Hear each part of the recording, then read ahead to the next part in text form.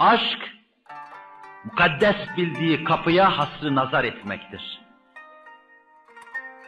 Bütün mumlar sönse, alem değişse, her şey tebeddül etse, gözünü kırpmadan nazarını diktiği kapıya daima bakmaktır.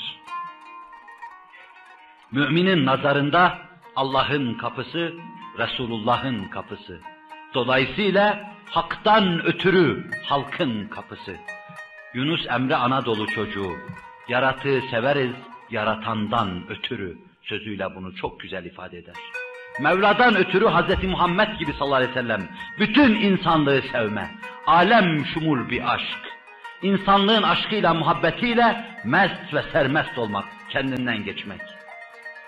Bir aşk ehline, sen hiç evlenmeyi düşünmedin mi dedikleri zaman, ayağını bastığı toprağı gözüme sürme çekeceğim o büyük insan, insanlığın derdi bana şahsi zevklerimi düşünme imkanını vermedi demektedir.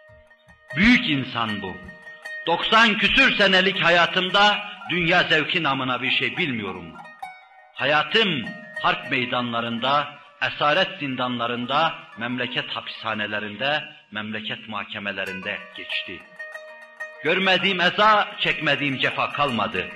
Divanı harplerde bir cani gibi muamele gördüm.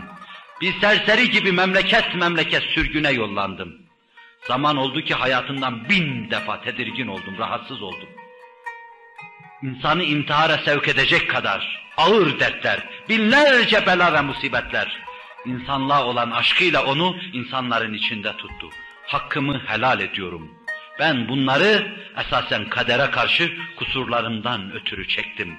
Aziz kadere de şöyle derim der. Büyük insan, dava adamı, başı yüce dağlar kadar yüksek ve yine yüce dağlar kadar bulutlu, dumanlı, karlı, sopsoğuk, dava adamı ruhu.